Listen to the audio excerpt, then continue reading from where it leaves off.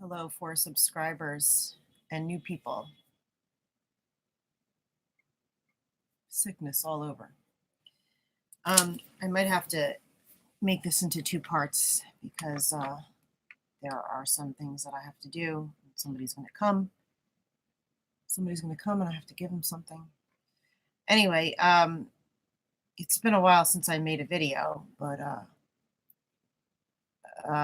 because I'm very busy with moving forward in life, but it's a forward momentum with no happiness, basically. Or like I tell my spouse, forward momentum, but really not getting anywhere within the happiness realm of being in this world. Because a relationship is, and relationships you have with people are the only thing that really can make you happy. Because you have an animal. But people with animals, they really want another human, in addition to the animals, to love and care for. So I've read a lot of information from that time. I've learned a lot more about BPD. I've learned how to be tolerant for myself. I'd have to watch all my videos prior to this to figure out where I left off regarding the early relationship that I had with my husband. I may have mentioned just boyfriend and girlfriend for 9 years, and then married for a long time now, about 14, 15 years. And not once has there been a time where I can relax and breathe and you're like, well, why do you do this to yourself? That's what shrinks would say to me. Why are you doing this? Why do you tolerate this? And I always try to explain to them that it's comorbidity in the reasoning and rationale. At first, before I learned of his diagnosis, which was really late in life for him, because we came from an era where, I mean, I had therapy when I was a kid because I had anorexia, but generally, therapy was perceived as like there's something totally wrong with you, and now there's been some sort of transition where the people that can't take it anymore actually go to therapy. That's what happens when you hit the place where you can't take it anymore. You got to do something. I mean, there's tons of therapists out there. Even if there's a bad one, it shows that you're trying to do something about your situation psychologically. Um, Knowing that there is something better out there, a state of being that is better outside of yourself, outside of your current status of being that you aspire to attain. So, but there was a lot of uh, um, pushback. Never said that before. Term. I'm usually not one to say trendy words, but there was a lot of pushback from my partner. I mean, I pushed for therapy before we were married, and that was another thing that delayed therapy because marriage counseling I thought was only for married people, couples counseling only for couples that were married. But that obviously is not the case.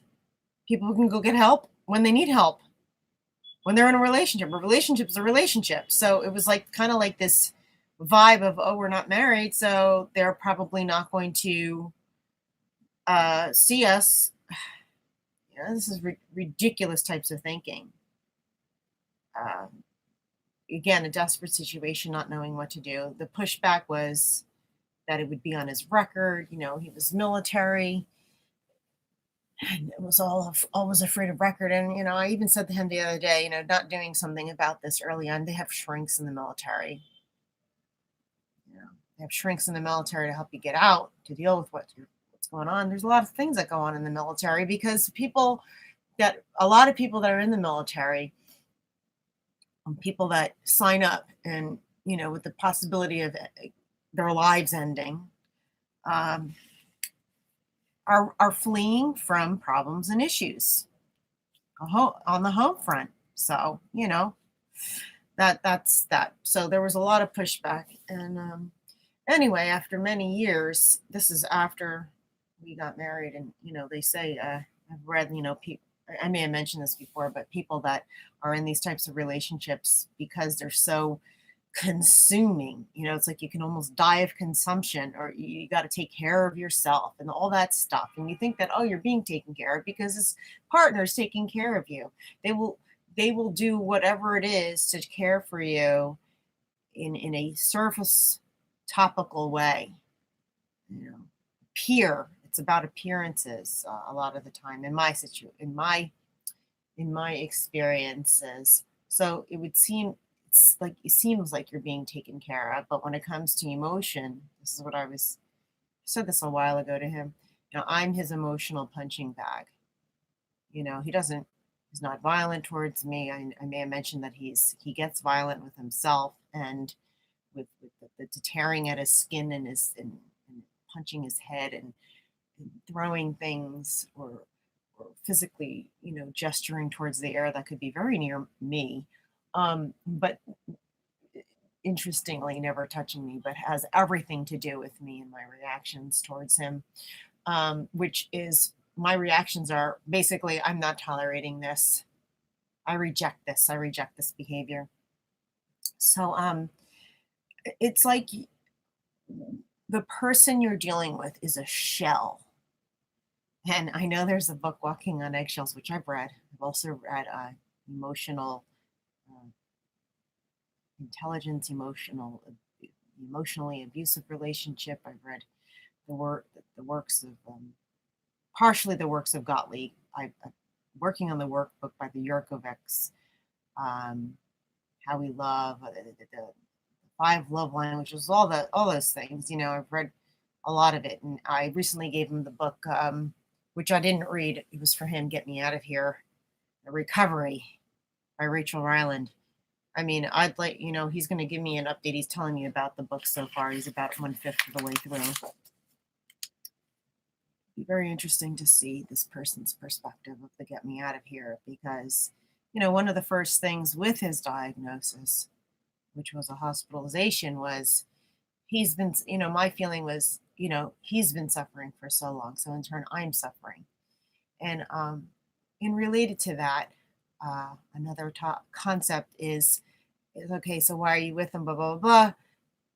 The idea that me coming from a damaged environment myself, damaging environment, and having, been damaged, I would say people in my position and this concept of like attracting like, and people that are in dysfunctional relationships is because they came from dysfunctional family and that's what they know, blah, blah, blah. Uh, that has relevance.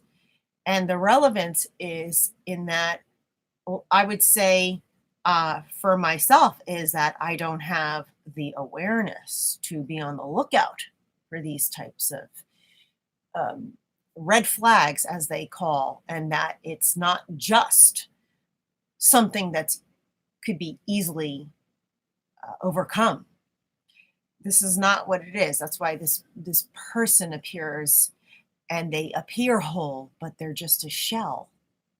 When some of that interior work, which is exactly emotional connection, uh, needs to be interchanged between two people. This is okay. I gotta go, but I'll be back. But this is exactly what is missing. Sorry.